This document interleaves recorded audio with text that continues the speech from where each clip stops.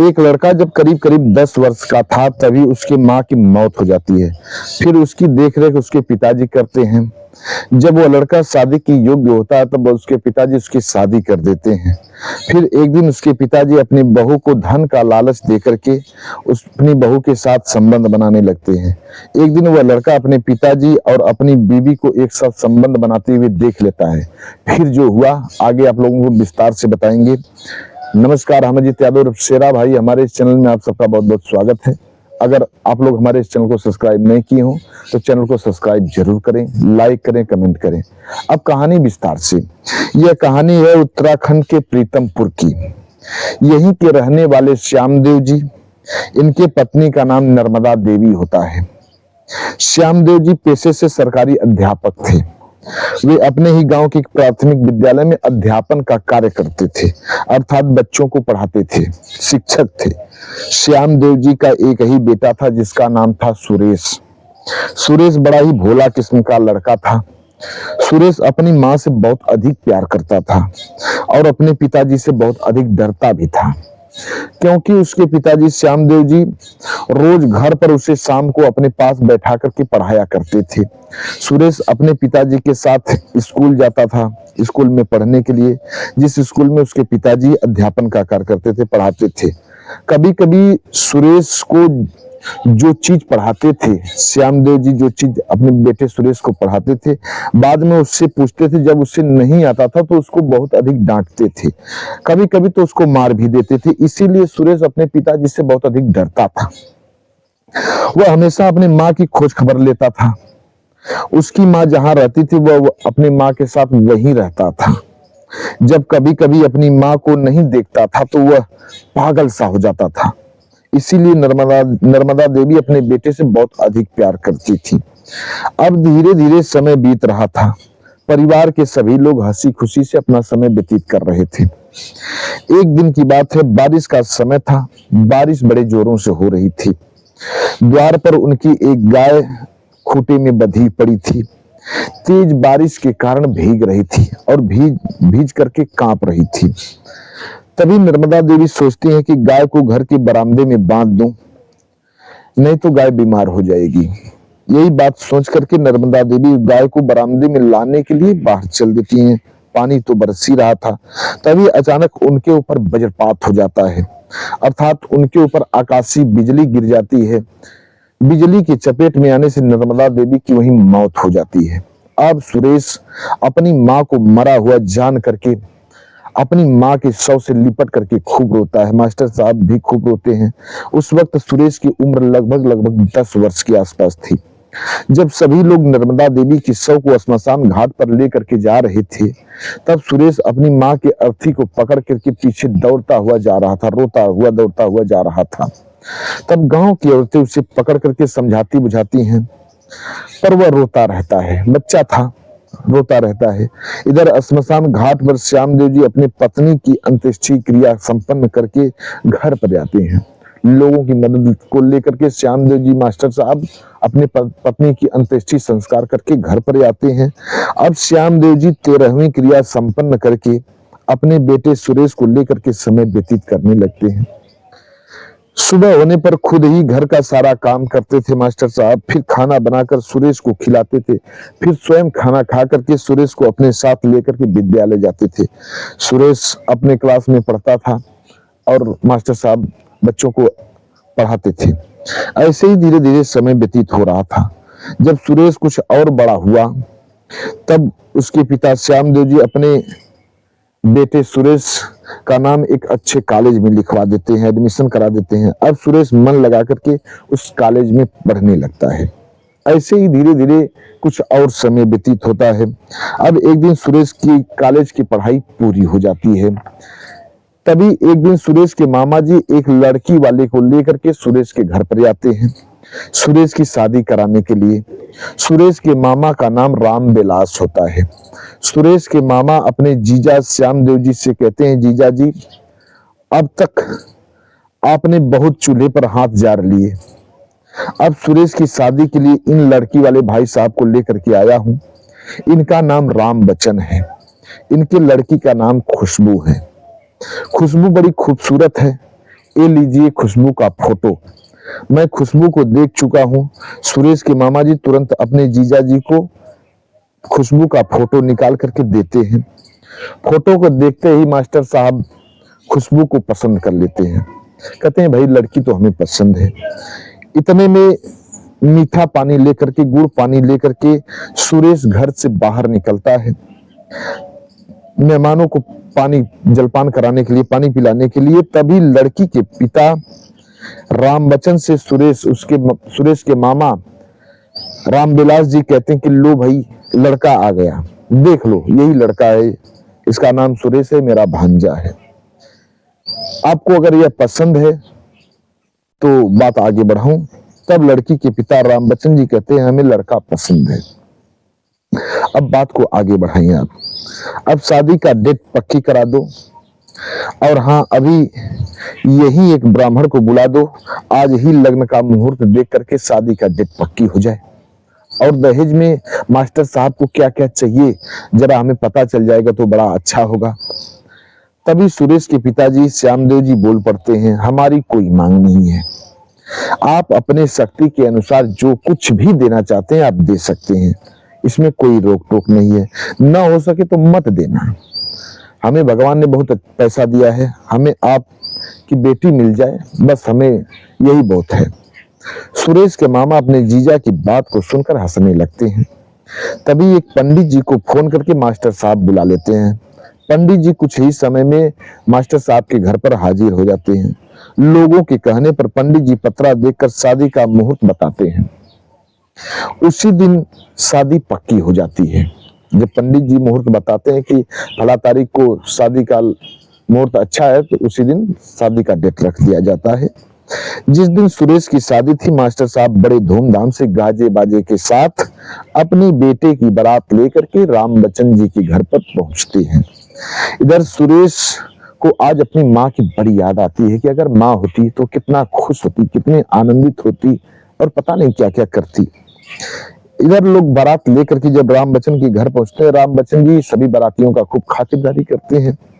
सभी लोग बहुत खुश होते हैं। मास्टर साहब अपने बेटे का विवाह पूरी रात पूरी रीति रिवाज के साथ संपन्न कराते हैं। फिर जब सुबह होता है तब बारात विदा करा करके अपने बेटे और बहू को साथ लेकर के अपने घर पर आते हैं। गांव घर की औरतें, हितई नतई की औरतें मिल करके सुरेश की पत्नी खुशबू को गाड़ी से बाहर उतारते हैं और घर के अंदर लेकर के जाती हैं। सभी लोग बहुत ही खुश होते हैं। गांव की औरतें खुशबू को देख करके कहती हैं श्यामदेव जी, मास्टर साहब आपकी बहू बड़ी खूबसूरत है, बड़ी सुंदर है, अब तो आपको बना बनाया खाना भी मिलेगा, और हाँ बहू के हाथ से जब खाना खाइएगा तो उसको एक अच्छा नेक दीजिएगा। मास्टर साहब हंसते हुए कहते हैं ठीक है भाई ठीक है, जैसा आप लोग कहेंगे मैं वैसा ही करूंगा। अब सारी औरतें हंसते हुए वहां से अपने अपने घर को चली जाती हैं। अब धीरे धीरे समय कुछ और आगे बढ़ता है। अब सभी लोग हंसी खुशी से रहने लगते हैं, समय बीतने लगता है। अब खाना से लेकर घर का सारा काम खुशबू करती है। अब मास्टर साहब घूम फिर करके घर पर आते थे, खाना खाकर विद्यालय चली जाती थी। अब वो बिल्कुल निफिक्र हो जाते हैं, उनको घर की सुध नहीं रहती है, बस घूम फिर कर आते थे, बना बनाया खुशबू के हाथों से खाना पाते थे, खा करके विद्यालय चले जाते थे। और सुरेश घर ही पर रहता था, घर की खेतीबाड़ी का काम करता था। अब ऐसे ही करीब करीब 2 साल का समय व्यतीत हो जाता है। एक दिन सुरेश अपने बुआ के घर गया हुआ था। घर में खुशबू अकेली थी। शाम को मास्टर साहब जब स्कूल से घर पर आए तो उन्हें पता चला कि सुरेश अपने बुआ अर्थात मास्टर साहब की बहन के घर गया हुआ है। यह बात खुशबू बताती है उनको, सारा बात खुशबू बताती है कि बाबूजी वे बुआ के घर गए हैं और वे कल आएंगे। अब धीरे धीरे अंधेरा होता है। खुशबू खाना बनाकर मास्टर साहब के पास लेकर के जाती है। इधर मास्टर साहब जब अपने नई नवेली बहू को घर में अकेले देखते हैं तो उनका ईमान डगमगाने लगता है। मास्टर साहब थाली का खाना बगल में रख देते हैं और आव देखते हैं ना ताव देखते हैं, खुशबू को अपने अखबार में दबोच लेते हैं और चारपाई पर सुला देते हैं। खुशबू छुड़ाना चाहती है और कहती है बाबूजी आप ये क्या कर रहे हैं। तब मास्टर साहब तुरंत अपनी जेब से नोटों की एक गड्डी निकाल करके खुशबू के सीने पर रख देते हैं। कहते हैं खुशबू बस तुम हमारी इच्छा की पूर्ति कर दो, मैं अपने जीवन की सारी कमाई तुम्हें यूं ही लुटा दूंगा, और हाँ तुम जितने पैसे मांगोगी मैं तुम्हें उतने पैसे दूंगा। अब खुशबू का भी मन पैसों के लालच में बदलने लगता है। अब खुशबू मास्टर साहब की बातों को मान जाती है, खुशबू साहब की बातों पर राजी हो जाती है। इतने में मौका पाकर मास्टर साहब खुशबू के साथ संबंध बनाने लगते हैं। खुशबू भी मास्टर साहब के साथ मजे लेने लगती है। मास्टर साहब और खुशबू पूरी रात एक साथ मजे लेते हैं। जब सुबह होता है मास्टर साहब विद्यालय चले जाते हैं, तब करीब करीब 11 बजे सुरेश अपने घर पर आता है। अब खुशबू सुरेश से धीरे धीरे दूरियां बनाने लगती है। उससे तो अब पैसों की लालच हो जाती है, वो तो उसका लगाव मास्टर साहब से हो जाता है। सुरेश को मास्टर साहब से कहकर कहीं न कहीं खुशबू बाहर भेज दिया करती थी किसी न किसी काम के बहाने, और मास्टर साहब के साथ मजे लेती थी। मास्टर साहब खुशबू को समय समय पर पैसे देते रहते थे और खुशबू के साथ मजे लेते रहते थे। पैसा पाकर के खुशबू खुश हुआ करती थी और मास्टर साहब के साथ मजे लेती थी। एक बार रविवार की छुट्टी थी। मास्टर साहब सुरेश को बाजार में खाद लेने के लिए भेज देते हैं। सुरेश खाद लेने के लिए बाजार चला जाता है। इतने में मौका पाकर मास्टर साहब खुशबू के साथ संबंध बनाने लगते हैं। दोपहर का समय होता है, मास्टर साहब उसी वक्त खुशबू के साथ संबंध बनाने लगते हैं। तभी रास्ते में सुरेश को ख्याल आता है कि वह पैसा घर ही पर भूल गया है। इसलिए वह पैसा लेने के लिए घर वापस लौट देता है, रास्ते से घर वापस लौट देता है कि पैसा लेकर के चलूं, खाद को लेकर आऊं। जब वहीं सुरेश घर के अंदर प्रवेश करता है तो वहीं खुशबू को अपने पिता के साथ संबंध बनाते हुए नग्न अवस्था में देख लेता है। अब सुरेश वह दृश्य को देख करके पसीना पसीना हो जाता है। उसके मुख से कुछ शब्द नहीं निकल रहे थे। वो वहीं मूक की भांति खड़ा होकर के सारा दृश्य देखता है। तभी खुशबू और सुरेश के पिता की नजर सुरेश पर पड़ जाती है। अब खुशबू तुरंत वहां से उठ करके दूसरे कमरे में, बगल वाले कमरे में चली जाती है और सुरेश के पिताजी वहां से बाहर चले जाते हैं। अब सुरेश घर से बाहर आकर के एक चारपाई पर बैठ करके खूब रोता है और अपनी माँ को याद करता है। अब धीरे धीरे उसे कुछ समझ में नहीं आ रहा था कि अब वो क्या करे क्या न करे। वह सोचता है कि अब वह इस घर में रहेगा तो उसको यहाँ रहना भी उचित नहीं है। अब वह इस घर में किसके लिए रहे और क्यों रहे, उसका अब यहाँ है कौन। वह इसी उधेड़-बुन में था। अचानक वह खड़ा होता है और घर से निकल देता है। वह अपने घर से गोरखपुर मठ पर चला आता है। उसको बैराग उत्पन्न हो जाता है और यहीं आकर के जोगी बन जाता है। गोरखपुर में आकर के जोगी बन जाता है। उसको जोग रमाते हुए करीब करीब 11 वर्ष का समय बीत जाता है। एक दिन उसके मठ के गुरु मठाधीश कहते हैं, बेटा तुम्हें जोग रमाते हुए 11 साल बीत गए, अब 12वां साल लग चुका है। अब तुम अपने घर जाओ और अपनी माँ या पत्नी से साड़ी का आंचल मांग करके लेकर के आओ और यहाँ भंडारे कराओ, तभी तुम्हारा जोग पूर्ण माना जाएगा। यही जोगियों का नियम है। सभी जोगी अपने अपने घर जाते हैं, 12वें साल में अपने अपने घर जाते हैं और साड़ी का आंचल लेकर के आते हैं, तब भंडारे कराते हैं, तब उनका जोग पूर्ण होता है। अब सुरेश अपने गुरु की बात को मान करके जोगी के भेष में अपने घर को चल देता है। भजन को गाते हुए अपने घर पर आ जाता है। द्वार पर देखता है लोगों की भीड़ लगी हुई है। सुरेश भजन को गाना बंद कर देता है। कोई इधर घूम रहा है, कोई उधर घूम रहा है, किसी की आंखों में आंसू है, कोई रो रहा है, कोई चीख रहा है, कोई चिल्ला रहा है। यही सब देख करके सुरेश भजन को गाना बंद कर देता है। उस भीड़ में पहुंच जाता है और लोगों से पूछता है, बाबूजी यहाँ क्या हुआ है, यहाँ भीड़ क्यों लगी है, क्या बात है। तब कुछ लोग कहते हैं, बाबा जी ये हमारे गांव के एक मास्टर साहब थे, आज उनका देहावसान हो गया, उनकी मौत हो गई। इनका एक ही बेटा था सुरेश, उसका पता नहीं वो कहाँ चला गया। आज मास्टर साहब के को मुखाग्नि देने वाला उनका कोई वारिस नहीं है कि इनको कोई मुखाग्नि दे सके। इतने में कुछ लोग जोगी भेष में सुरेश को पहचान लेते, जो उनके पड़ोसी थे सुरेश को पहचान लेते हैं। लोग पूछते हैं, बाबा आप सुरेश हो ना? सुरेश अपना पहचान छिपाना चाहता है पर छिपा नहीं पाया। लोग पहचान जाते हैं। इतने में खुशबू की नजर सुरेश पे पड़ जाती है। सुरेश को देखती है।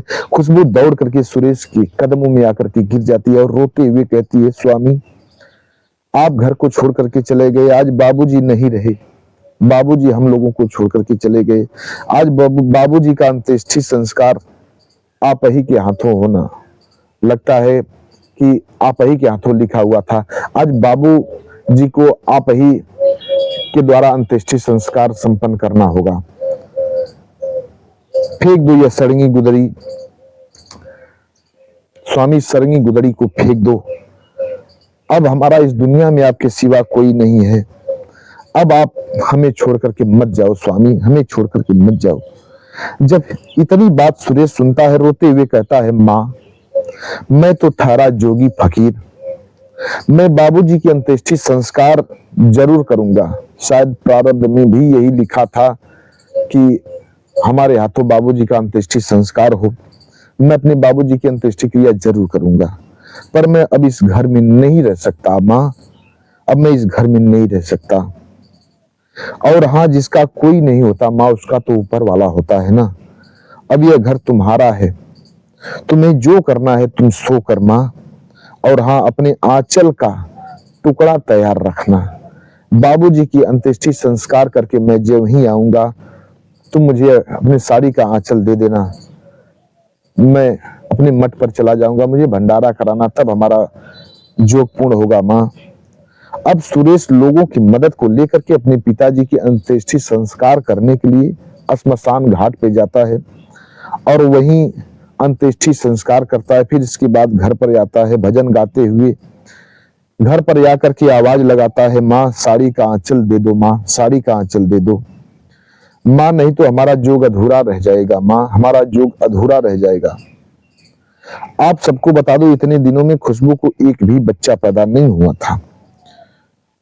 खुशबू रोते हुए सुरेश से कहती है, स्वामी अब मेरे आगे पीछे कोई नहीं है, हमें छोड़ करके मत जाओ स्वामी, हमें छोड़कर मत जाओ। फिर सुरेश कहता है, ऐसा नहीं हो सकता माँ, ऐसा नहीं हो सकता। एक जोगी फिर से कभी संसारी नहीं बना है माँ, नहीं बन सकता है। मुझे बस साड़ी का आंचल दे दो माँ। अब खुशबू लाचार हो जाती है, लाचार होकर के साड़ी का आंचल फाड़ती है, सुरेश जोगी को दे देती है। सुरेश साड़ी का आंचल लेकर के भजन गाते हुए चल देता है। खुशबू रोते बिलखते हुए उस सुरेश जोगी को देखती रहती है। वह सुरेश जोगी चलता चला जा रहा था, जैसे नदी का पानी बहते हुए चला जाता है, वैसे ही सुरेश आगे बढ़ता चला जा रहा था। इधर खुशबू अपने कुकर्म पर पश्चाताप करती हुई रो रही थी। बस आज की कहानी इतने तक। मिलते हैं अगले एपिसोड में किसी एक नई की कहानी के साथ। और हाँ, अगर आप लोग हमारे इस चैनल को सब्सक्राइब नहीं किए हो तो चैनल को सब्सक्राइब जरूर करें। मिलते हैं नेक्स्ट वीडियो में, तब तक के लिए नमस्कार।